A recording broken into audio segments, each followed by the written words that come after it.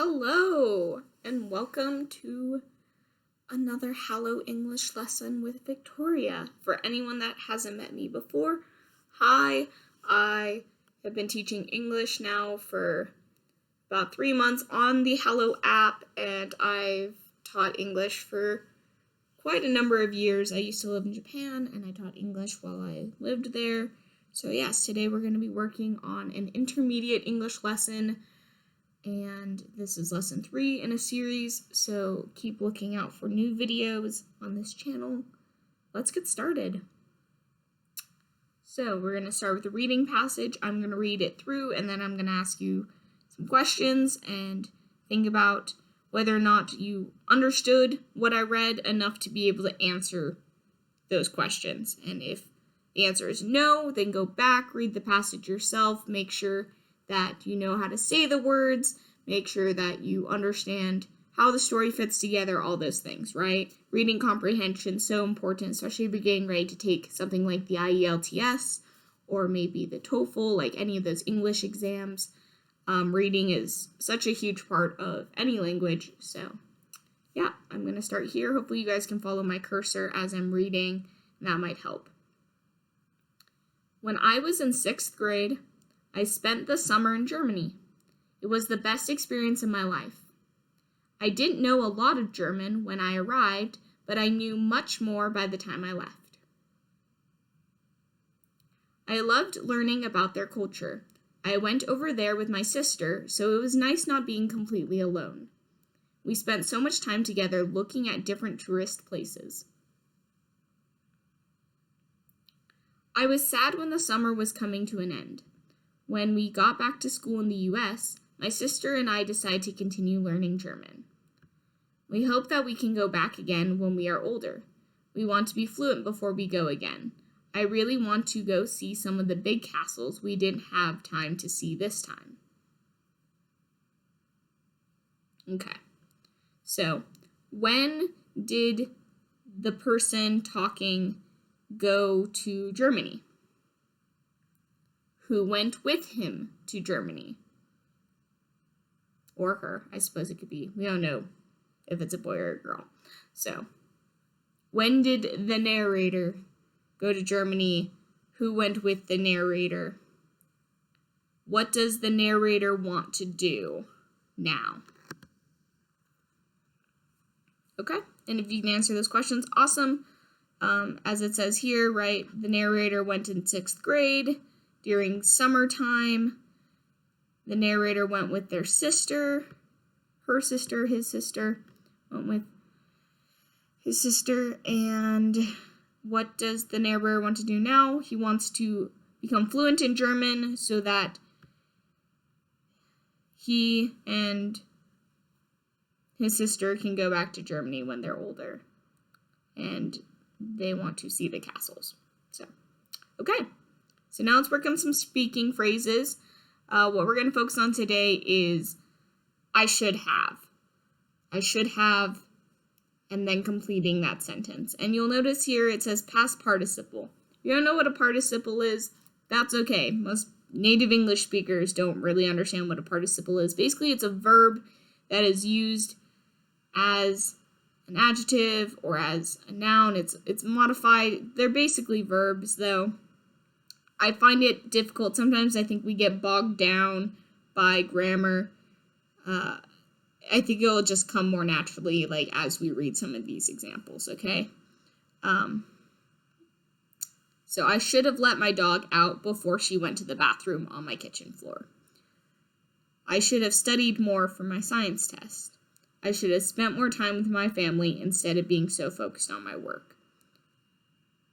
Right, so all of these, I should have.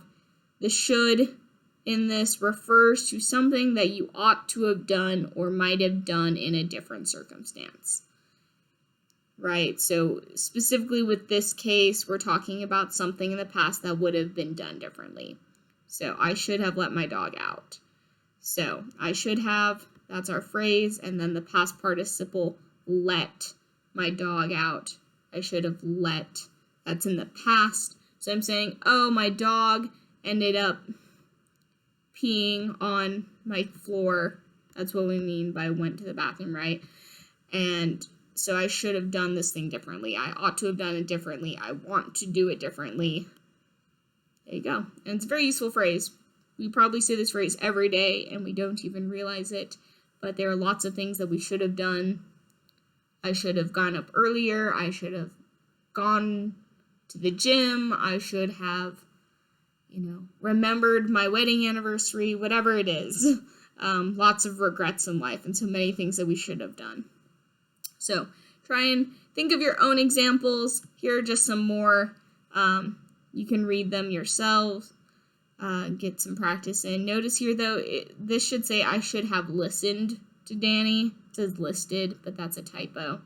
So, but yes, just some more examples. You can pause the video now, read these again. Think of your own sentences, though.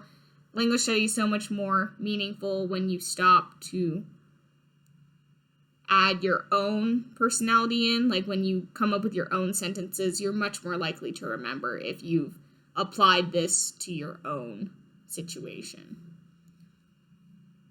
Okay, so now here's a conversation. Again, sorry guys, it's just me making these videos. So this conversation about going to the beach, I'm going to be both Rob and Kara. Sorry. Just follow along, and hopefully that helps. Wow, it is such a nice day today. Yeah, I don't want to sit inside all day again. What is something we can do outside? What about going to the beach? Today would be a perfect day for it. Okay, I'll grab the cooler and beach towels. Okay, and I'll get some sunscreen. We don't want to get sunburned too bad. Make sure your phone battery is charged. I want to take some pictures of us together. I know, Rob. I always keep it charged. I am so excited. We haven't been to the beach in so long. Yes, because you always want to sit inside and play video games. Just get the sunscreen and let's go. I want to get there before the tide goes out too far. We should promise to go to the beach every day that it is this nice out. Deal. So, the best way to practice this conversation would be to grab a friend, grab a family member, someone else that either speaks English or is practicing English, or make a friend on Hallo or here on YouTube.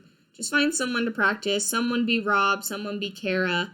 Go through the whole conversation back and forth.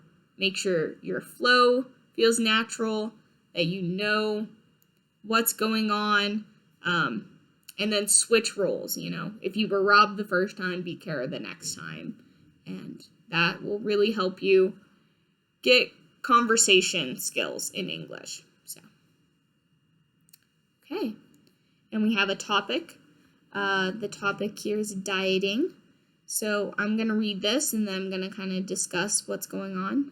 So we have two people, Deborah and Leslie. I feel so bloated. I need to start a diet. I started this new diet plan where I don't eat any artificial sugar. Wow, how are you doing that? I don't know. I miss desserts so much. I don't think I could do it. My sweet tooth is too big. You could try a low-fat diet. Okay, so let's talk about some keywords here. Bloated. To feel bloated means to feel fat, to feel like your stomach is enlarged. You might have this feeling after you eat like a big meal, or maybe you eat like a bunch of pizza and burgers or like fast food, things that aren't very healthy. You start to feel kind of sick. That's that bloated feeling. So Deborah feels bloated. She says that she should start a diet. A diet is a way of eating. Generally speaking, though, if we say a diet, we mean like a healthier diet. To start a diet or to start restricting calories or eating more fruits and vegetables, like cutting out sugar and fat and grease and things like that.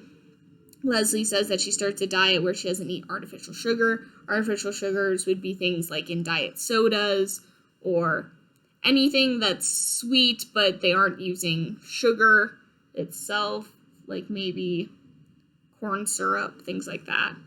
So Deborah is surprised because so many things, especially here in the United States, so many things contain artificial sugar. So Deborah is like, wow, like, how are you doing this? And Leslie's like, it's hard, I don't know. She's missing all the desserts, all of the things that are sweet. Deborah says, I don't think I could do that. My sweet tooth. A sweet tooth is not like a literal tooth. It's not like you have a tooth that wants sugar, but basically you're saying if you say I have a sweet tooth, that means I love sugar. I'm always craving sweet things. I definitely have a sweet tooth. My dad has a sweet tooth. That's definitely I love eating candy. I love eating cookies, all that kind of stuff. So I have a sweet tooth. And Deborah, that's what she's saying. And so her friend Leslie recommends maybe a low-fat diet, Maybe you're not going to cut out sugar from what you eat, but you could, eat things that contain less fat, like not going out to eat as much at fast food restaurants. So there you go. There's some words around the topic of dieting. And, okay. And our last part of this lesson is going to be an idiom. Idiom is a phrase that's very specific to a certain language, and one that we have in English is couch potato. Couch potato is not a potato on your couch. A couch potato is a person. It's someone who sits on the couch all day and generally is watching TV, right? So it's someone who just sits there. Maybe they're playing video games. Maybe they're very lazy, though.